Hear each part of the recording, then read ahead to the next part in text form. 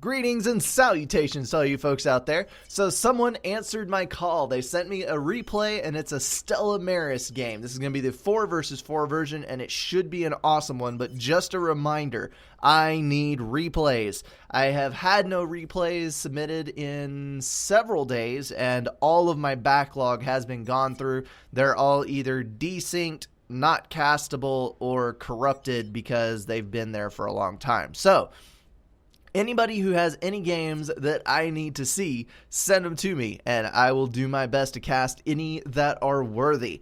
All right, without further ado, let's go ahead and jump into this game, introduce the teams, and see where it takes us.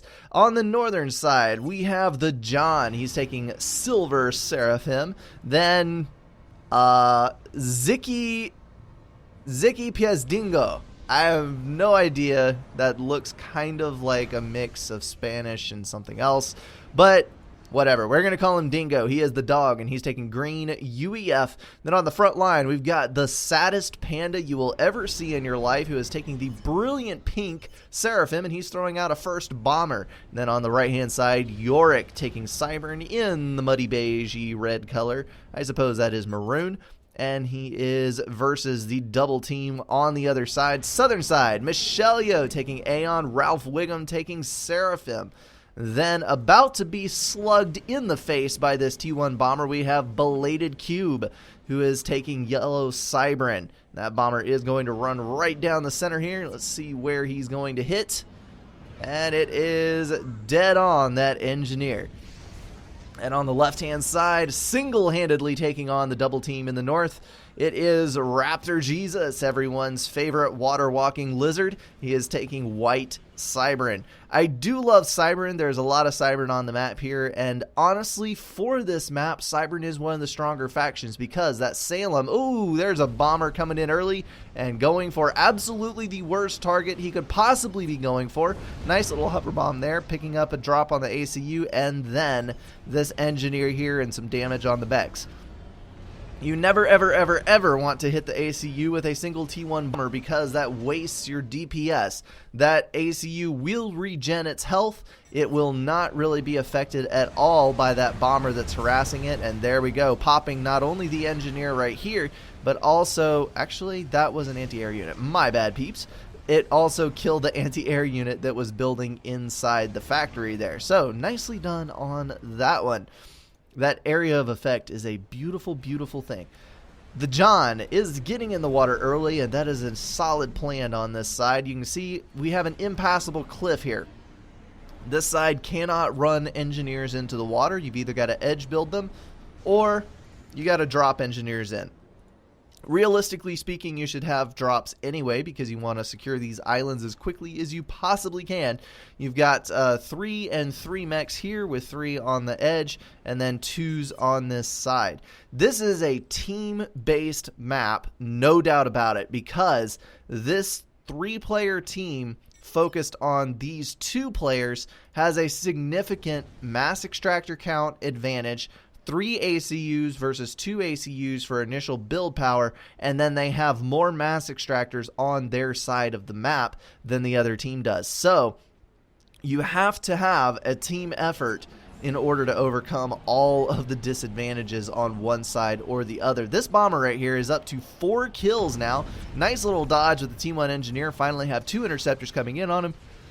That's the end of the party, folks. That T1 bomber had a good run. It was definitely worth the mass, but unfortunately, it is now down. Got a T1 anti-air boat, the beautiful Shard. I love these boats. They actually have incredibly high DPS for a T1 naval unit. And you can see he's trying to park this on the other side of the island to anticipate the transport coming in. And the transport was heavily damaged, but unfortunately it was not actually taken out. However, there are 2 more shards coming in. That's basically a mobile T1 anti-air defense. I believe the DPS is close to the same. So those 3 are going to sit there. That's going to be complete and total early air denial for the southern team in this location, but there's already 2 engineers down, so they're going to have to think about a way to snatch that island away if they want that mass. Yorick building with his ACU, he's got 3 naval factories down and 1 frigate already coming out, a 4th, 5th, and 6th going down. So it looks like we're going to be seeing a full-scale Cybran frigate rush. This is going to be a frigate rush to end all others, and it is about to start rolling.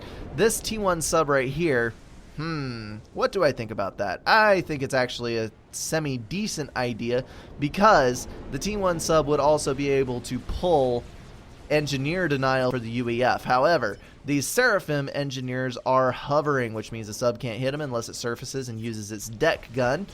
And it was a little too slow to actually deny these naval factories going down. If that T1 sub had gotten across the water very, very early, they could have actually totally prevented the building of these T1 naval factories because an engineer or 2 could not build the factory fast enough for the sub not to snipe it off. You'd have to assist with 5 or 6 engineers building. You'd be taking constant damage, losing mass. You'd have to heal the factory, couldn't assist it, and then engineers coming out would be in danger. It'd just be a little bit of a mess, and that single engineer that toyed with the people on the other side would be able to buy time for the frigates to get across. Now, we do have a frigate over here, but we have a T1 sub coming out as an answer from Dingo. He's building a second one.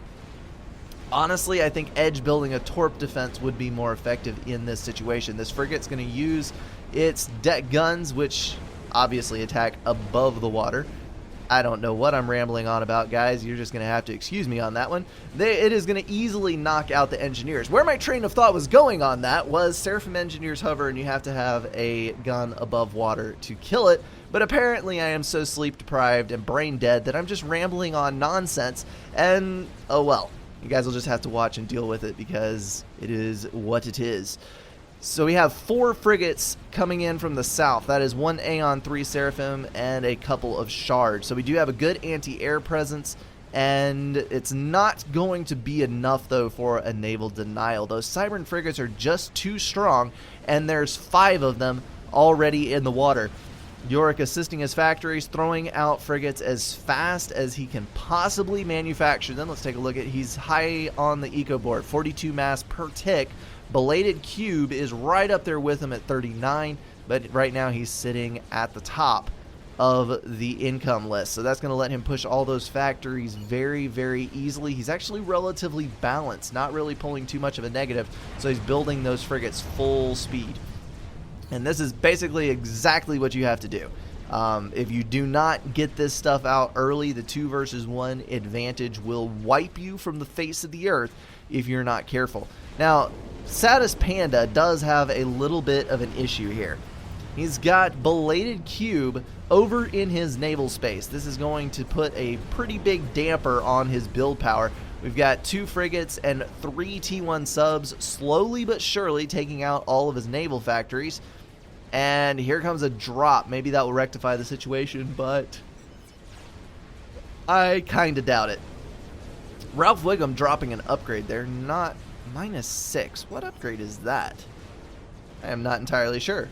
We will find out after he gets it. Maybe it is the TAC commander. I think it is. That's probably the TAC upgrade on a T1 ACU is pulling -6 and 337. Yes, that is a center chest upgrade, but it's a TAC launcher. Looks like Belated Cube is going to assist slightly on that. There we go. Edge building the torpedo defense as I was suggesting, and that is going to deny this naval push that Raptor Jesus was trying to put together. Little bit of a slow expansion for these guys. Raptor still has not snagged his islands. You can see every single island is occupied on the right hand side. The left hand on the other hand is kind of looking a little sparse. It would be wise to pick up any available mass extractors at the earliest opportunity, because if you remember, 18 seconds of survival and a mech pays for itself. There's a drop on the rear from Michelio, picking up the 4 mass extractors that are available on that rear shelf. And Yorick doing a brilliant job, honestly, an extremely good job of handling this 2 versus 1. He's got all of his frigates online. He did lose the island to this little drop here, which I failed to point out at the time, but he does have these 3 mass extractors out in the middle, and he's sending engineers to pick up the rest. and he does have a huge naval presence as far as T1 phase goes. That's a total of 8 frigates and 2 T1 subs, which should be able to more than handle anything that comes out. Now, Ralph Wiggum has dropped a T2 upgrade on his naval factory. He's almost got that destroyer out, but without assistance from some engineers, this is going to cause problems because that T2 upgrade means fewer frigates, and when Cybran has a number advantage on you with frigates, you're gonna have a bad time because those suckers are tough to get rid of. Looks like the destroyer is 75% complete, and Ralph Wiggum is power stalled pretty dang hard on only 35 mass income, so he may actually lose this factory before that destroyer comes out. That would be a tragedy. Satis Panda getting his factories built back up and producing T1 units. Let's see, no T2 plans for anyone else, it looks like. Still pumping out those frigates. We do have T2 down here for Raptor Jesus, and T2 upgrade in progress for Yorick. I guess this kind of does look like a mirror match, but it's offset. It's like on the diagonal and not straight on. So we did get a destroyer out. Maybe, no, yes, it is. Yeah, 98%. It's going to pop out of here and immediately get shot at. There's enough frigates here that's going to have issues. If he can submerge it and use the torpedoes only, he can probably chew through this Navy reasonably well. But he's going to sit and soak damage for a few minutes before he does, apparently. There we go, submerging back to the depths of the deep blue sea, where he can sit in safety and peg away at these T1 subs. The only problem with the torpedoes is that they have lower total damage than the surface weapons, so this destroyer is going to take a long time to eliminate all of these T1 units, and by the time it does, most of the build power, if not all the build power, is going to be gone because frigate rush. Hi-yo, away frigates. Anytime you can get them to the other side of the map unopposed, it is just horrendous for the other team. The more games that I watch on Stella Maris, the more impressed I am with this map, because it always plays out just a little bit differently, and it has such a unique play style to any other map I've seen. It is entirely Navy based. Hover is awesome in some instances if you're attacking the beach, but hover is not able to overpower the map because we have the cliffs around all of the rest except for this position. So you basically have to set up a couple of land factories here, and you can push hover flak and hover tanks out of your land factories against the opposing side. And then hover tanks are awesome for boarding these islands and eliminating the expansions on them. So there's a lot of different units that are useful in unusual ways on this map. We got TAC defense going up here. I didn't see any TAC missiles actually land. It looks like he does have the TAC launcher upgrade with one loaded, but he's not firing it, which is kind of unusual. I'm not sure what his plan is with that. That was a fairly costly upgrade that early in the game to get and then just completely not use. TML the Rock players, he's advising using that upgrade instead of sitting on it, and I gotta agree with him. Got these Salems sitting off the edge here. Did both of these? Yes, Belated Cube and Raptor went Cybran. Lots of Cybran, actually. Nice. Always good to have Cybrans in game. So that means we've got 2 different Salems pounding away on 2 different positions. These guys are going to get eliminated. And there goes the last of the build power that Satis Panda had on the board. This is kind of impressive, actually, because there is a pretty distinct rank advantage for the northern team, if I'm not totally mistaken. Let's see, Ralph Wiggum. Well, no, it looks like about an 85% split, maybe 90. So it's fairly close. More naval factories going down. That's actually kind of smart. Ralph Wiggum throwing down a couple of naval factories on the point so that he doesn't have all of his build power located in one area. It's going to get him a little bit more spread out, so he's a little harder to push out of the water. Yorick at the moment is just spamming up everything. He's got T2 subs rolling out. He's got lots more frigates and T1 subs. He's just got to maintain. He has control of his body of water. Oh, cheeky bastards. Look at those engineers. Capturing those mass extractors out on the island right under the nose of these two players, but there's really not a whole lot they can do about it. Unless, of course, they pop out a couple of T1 bombers, which actually would not be a bad idea. T2 torpedo bomber coming out for Dingo, and that is going to get shot down by the masterfully overwhelming Cybran anti-air in the T1 phase. Those T1 frigates are actually pretty dang nasty. If you have enough of them in one spot, they can actually shoot down Soluses. But, you know, overall, they don't have that much anti-air per mass. They have more than any other frigate, but not versus like cruisers or things, and massed T2 or T3 gunships eliminate them pretty easily. So you got to kind of watch that. Salem's hammering away at these T2 mass extractors. These guys are not extremely coordinated. We got TAC Launcher launching at the same things that the Salem is destroying, and the Salems are not picking off the TAC defense. If I was in this situation, I would be focusing on the TAC defense so that this backpack TAC could be put to good use, but apparently that is not going to be the case. The John is going to get forced out of the water. This is going to be a critical loss right here, because these two guys, once they get pushed out of the water, it is hell to get back in. So if these guys can't effectively use their mass in this ocean, Belated Cube and Raptor are just going to mop up all three of these bases with Salems, and that is going to be pretty much GG as far as this game goes. 2 Salems now, more torpedo bombers coming in, but again, flying into all of that frigate AA. It's like shooting at it with P guns, with little plinky cannons, but overall, over time, the accumulated damage is pretty significant for Cybran T1 and T2 navies. That's a nice little drop there. We've got Auroras picking off a mass extractor. That's going to eliminate a T2. More mass off the board is always a good thing, and Status Panda is throwing down power into the back end, so hopefully he can maintain some semblance of production of something in the back. Probably a shift to air is in the near future. Or these guys could actually start throwing down land factories on this side and pushing Hover to assist Yorick, who has a very sizable navy at this point.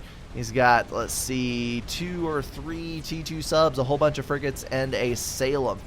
So that is going to be able to just obliterate all of this production down here. Finally got T2 Navy back online for Ralph Wiggum, but he has 0 assistance on that. So destroyers build slowly, and things take a long time to pull together. More drops. T2 gunship answering though, so that is going to eliminate those fairly easily. Radar going down and a little bit of damage coming in on the rest of these units, but nothing too terribly significant. This artillery drop, however, is a whole different story. Aeon showing off their overpowered cannons. I say that tongue-in-cheek because they have no area of effect, therefore the artillery is basically useless versus units. But these have the highest damage and the highest rate of fire of any of the T1 artilleries, and that makes them excellent base demolishers. These guys can tear through a base faster than any other T1 artillery, except maybe the Zui is on par with it, but the Zuis cost 50% more, so I kind of count that against them. Dropping equal mass of artillery, Aeon is going to outperform any other faction hands down, at least against buildings. So the cruisers are coming online now for Seraphim. You've got the opponent out of the water. That means you don't have to deal with many combat units anymore, and you want to start focusing on cruiser production, especially when you know for a fact that these guys are eventually going to be building air because they're getting forced back into the map. The Cybran Cruiser is an awesome choice for it though, because it does have an equivalent deck gun to the destroyer. It has about half the DPS, but it has the same firing range and firing pattern. So you could use it to go ahead and keep bombarding the shore, and it also provides anti-air coverage. It does have the switch on it though, so you can actually lay down more damage if you wish. One of the best things for the Cybran cruiser is eliminating build power and breaking shields, because the inaccurate guns aren't super great at hitting any small target or anything that's moving. So if you use that, it's essentially a scatter shot with the switch fire. You can use that on build power, and it just wipes out large swaths of engineers in some cases. And then the high DPS on that is awesome for breaking shields. Yorick is going to have to back up here, because we have the combined navies of Belated Cube and Raptor Jesus pushing into the right hand side. Now Yorick had pushed forward and laid some heavy damage on some of these factories, but he is going to have to run back, leaving a large pool of mass to draw from for the southern team. Honestly, this is looking terrible for the northern team. A little bit one-sided, but I think there's supposed to be some things happening later in this game that will make this worth it. I don't know if it's a complete turnaround. We'll have to wait and find that out, but I think there is more to it than what we are seeing. Yorick doing a phenomenal job of keeping his navy. He's kiting around like he's supposed to be. He is fronting with T2 subs with stealth, where they can lay down a little bit of damage continually on the front units of this navy without taking any return fire. And then he's watching his air situation to keep his cruisers kind of packed in, or not cruisers, keep his frigates packed in where they need to be to provide that anti-air coverage. And here is a case of it right here. Going to see that AA tear through those T2 gunships with little to no need for the interceptors. Very nicely done there.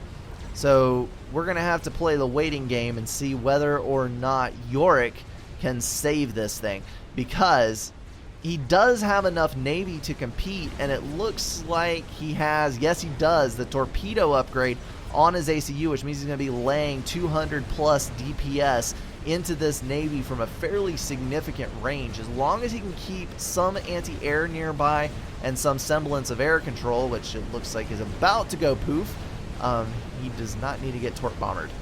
That would be a major problem. And it looks like he's not producing any cruisers still, because he needs the firepower.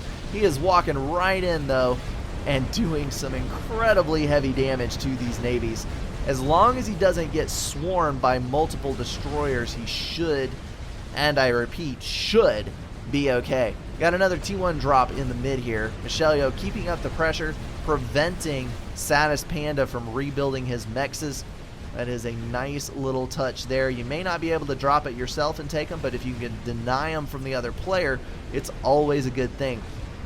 Yorick pulling his ACU back. As of this moment, he has no damage, which means he is pretty much sitting safe and sound just outside of return fire range, but he is just putting tremendous hurt down on this navy. He's already got 4 kills on that ACU, which doesn't sound like much. 4 kills on land units is absolutely nothing, but you got to remember, we're talking about frigates with 1900 health and destroyers with, well, that one's vetted, but around 7,000 health. So 4 kills for this ACU is a big deal, and he's going to back right on up into his standing line of Salems. And that's going to let him do a lot of focused damage to the front lines of this navy, and that's exactly what you want to do. You want to inflict as much hurt as you can before the full navy of your opponent comes into reach. And if you can do that, and possibly kite around some shots too, looks like there's not much dodging going on at the moment, but if you can shift so that you have all of your units in a line versus units streaming in from the other side, you will almost always win engagements even against superior numbers, because you bring greater DPS to bear on a single target and therefore decrease their damage potential very, very quickly. T2 gunship moving in. Not sure why that single gunship is headed across, because it's just going to die to that flat cannon, but whatever. If he feels like sending it, he can send it. That ACU is now up to 7 kills. He is backing up a little bit more. Got to be very careful in a sticky situation like this, because you have to have the commander at the front to prevent the loss of your navy, but if you have him too far forward, you're just going to get sniped off. Never a good outcome. Looks like Michelio's loading up in a transport. Where, oh where are you headed, good sir? Probably to the nose. Oh, and more mischief. I spy T2 transports and stealth units. That means we've probably got multiple comm drops. There's another T2 transport. Yeah, we're about to see some serious comm drop in action here. Trading places. Michelio with a couple of flak cannons flying across to the other side. He has a huge amount of interceptor coverage from Belated Cube. Apparently Belated has figured, well, T3 air is not worth it, so let's just go ahead and overwhelm the other side with the sheer force of... Well, let's find out how many of these are. I was about to guess at the number, but let's see. 74. 74 interceptors on this side. Well over 100 total for this team. And now we're going to start seeing a little bit of airplay with these Corsairs and, of course, the Torp Bombers that have been streaming across a little bit at a time. Checking in with Yorick, 9 kills. He's knocked out 2 more units with that commander while throwing down a whole lot of damage along the way. And this wall of Salems keeps growing in number. We've also got a cruiser here now. It's going to provide a little bit of AA for those Torp Bombers that are streaming in. Michelio, that is dangerous as all get out. That is a double gun and nothing else, ACU. Why would you put a T1 build suite on the other side of the map at 22 minutes? That makes no sense. None at all. This is a death waiting to happen. I guarantee you this is going to be a calm throwaway. Satis Panda also has the gun upgrade and the TAC launcher. There is the in-the-face Seraphim TAC that just got nerfed by the current beta patch. That is exactly what we don't want to have happen. That 3 area of effect is so freaking hard to dodge. He is trying to fire where he... There it is! Trying to fire where he thinks the ace was walking. That 3 area of effect gives you a wide window of potential for a hit. And all it takes is 2 tacks on that T1 ACU, and he is toasty fried. Satis Panda walking away with 12,000 health still on his ACU. And that is going to be a player elimination for the southern side. And that is the end of the Seraphim Navy over here. No, Ralph Wiggum has Seraphim as well. Never mind. My bad, folks. My bad. That was the elimination of the Aeon Navy over here. Getting a little confused. Yorick is starting to take fire, but he has vetted, so he's at 13,500 health potential, well over 12,000 health actual, and he is up to 15 kills on that ACU. That is a beautiful thing right there. A lethal commander in the water pushing back against an entire progressing navy, and Yorick is actually making headway. As surprising as that is, he is making progress against a triple team of navy. Awesome, man. Well done. And here is where shenanigans begin. We've got the Satis Panda already loaded up in his transport with a deceiver, and then we've got the John repairing his transport because he flew from over here and apparently took some fire on the way. He's repairing his transport before he climbs in, which honestly is a really wise choice, and he is going to make the flight, I do believe.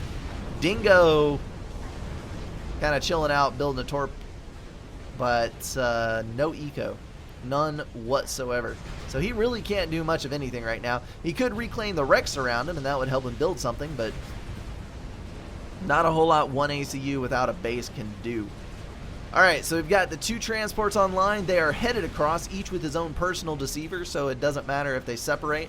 They should be able to fly past. They're going to fly right down this right side, and there is nothing on the island to spot them unless they get a really bad turn of luck and get spotted by one of these scouts streaming across. Hopefully they see them, because I would hate to see one of these guys die. I want to see a good comm drop. That's what I want to see. A little bit of excitement in this game. This worries me. This right here worries me greatly. The interceptors are on the move, so I think he saw the drop with the the scouts, after they die, they still project their radar screen. So if it dies right here and crashes right there, he has radar to the edge of the map, but the stealth helped. They're going to get down. Touchdown for the ACUs and Deceivers. The Interceptors did not... Yep. Okay, wrong transport. There's a couple different ways they could have died on that one. My goodness. Panda immediately putting that tack launcher to use, wiping out all those engineers near him so that hopefully they can't start throwing down T1 point defense. And the John looks like he also... What? There's a T2 artillery over here. When did that get built? Probably when these guys were being pressured by the Navy over there. Holy cow, that is a stroke of luck. That's going to be able to lay down some damage if these guys start building anything. All right, we got a SAM going down. Satis Panda did manage to get the T3 upgrade. He's got some T2 anti-air. And now the SAM is online. So that means even if we get a mass of Corsairs, there's one already. 5 Corsairs on the left. That SAM should be able to deal with them. Gonna wipe out some more of these engineers. Got to clean up that build power. And here comes the T3 launcher. Impact to the face. 20k health remaining though. A lot of vets on that commander. Another thing these guys have to be careful. Oh, that's double tac pack as well. Holy crap. That is going to be painful. If this does not get stopped El Pronto, which these guys are taking a lot of fire from Salem's and cruisers, so it's going to be a little difficult to survive. And there goes the shielding. Yorick's making progress now.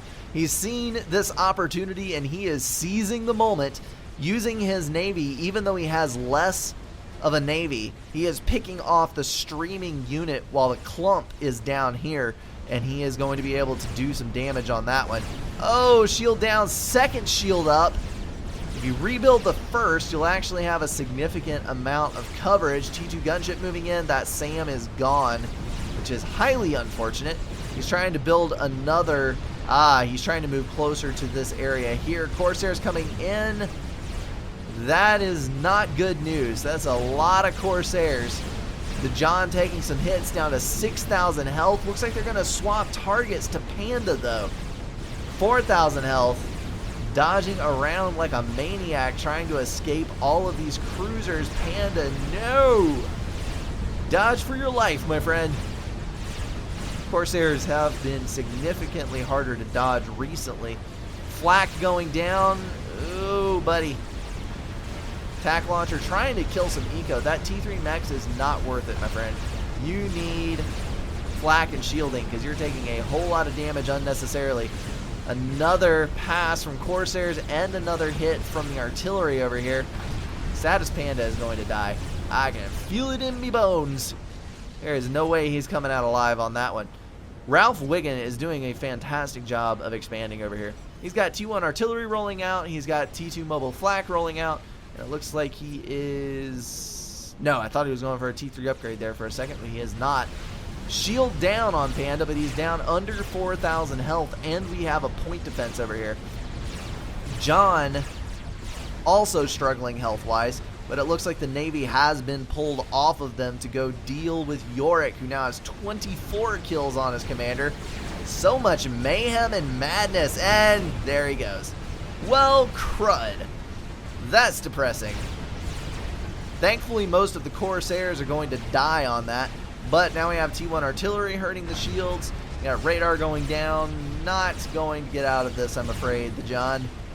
No way, Jose. Once you take a little bit more of that fire to the face. Well, with the cruiser, oh, nope, there's a vet, but point defense. I was about to say, with the cruiser, as long as you keep moving, the cruiser can't hit you. But we do have the T2 artillery and that point defense that's in range. He needs to push this way.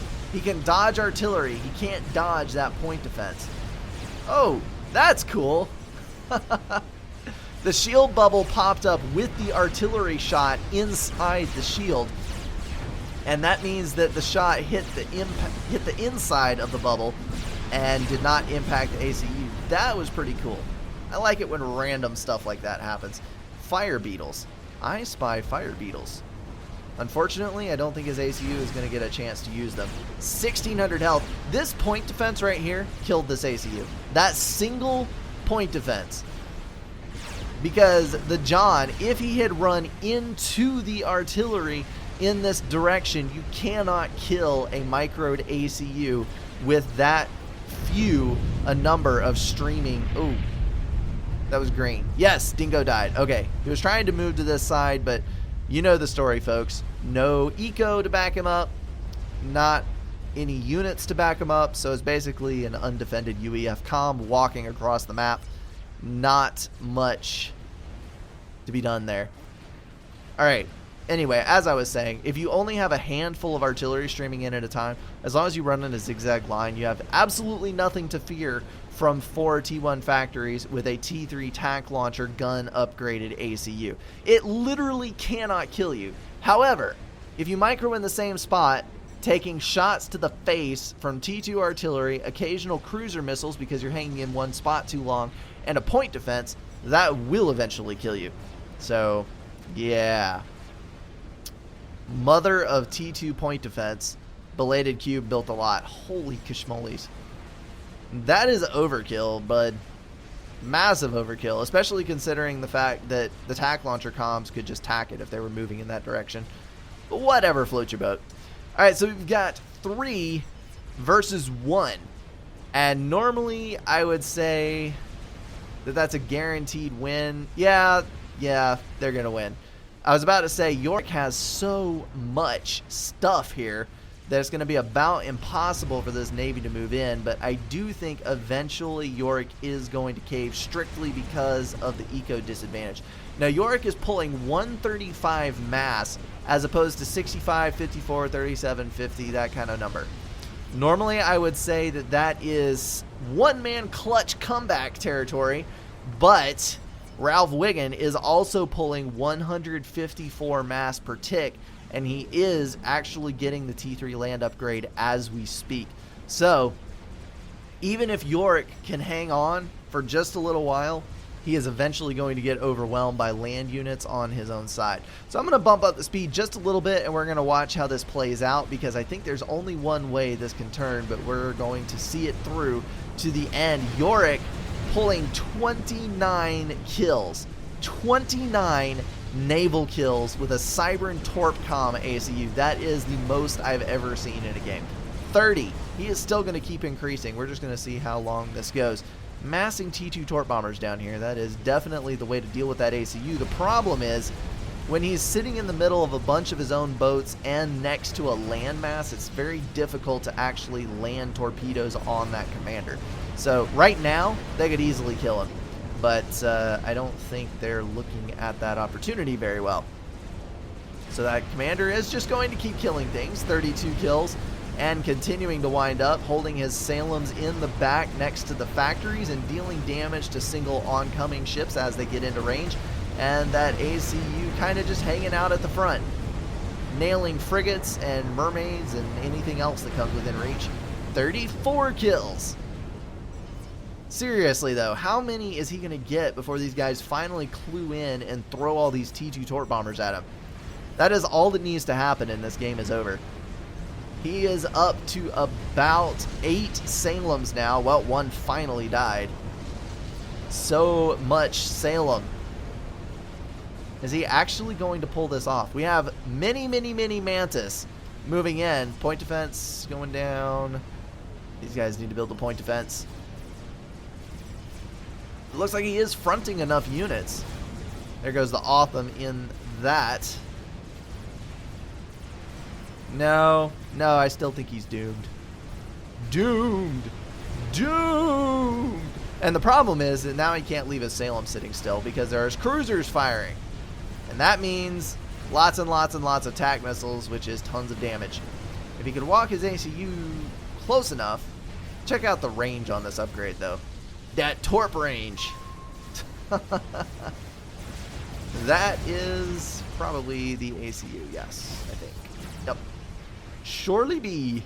T3 tanks online. That means the reign of the Mantis is now over. And York is going to back it on up there and take some Torp bombers. while he's at it. Looks like he's going to shoot for the landmass, actually. I guess he has 0 chance versus the Torp Bombers. He might as well take his chances with the Salems. Looks like he is going to survive with 1,400, except for the fact that Belated Cube is right there. 14, 12. Oh, that's a Mazer comm. What? Surprise, Mazer. That is excellent. Alrighty, guys, that was a game. I don't know what to think of that one. It has its exciting moments. It was a bit one-sided for most of the game. There was a couple of very near comebacks and some critical mistakes where the game could have turned out very differently if a couple of things had been fixed, but holy cow. All right, a lot going on that map. Again, the map is Stella Maris, and for those of you who don't know, you can look in the top right corner, right there on the scoreboard, Stella Maris version 8, which is, I believe, the newest version, if there hadn't been one that came out recently. This is a fairly old replay. Yeah, pick it up, play it. I'm not very good at it. I always get raffle stomped when I play it because the same group of people plays it and they're very, very good at it. But it is worth the experience. Jump in and play it at least once. It is a cool one. Alrighty, guys. That is going to wrap it up for me and this game. As always, thank you so much for watching. Please send me your replays. I need games to cast. And I guess I will see you for the Saturday cast. Adios, folks.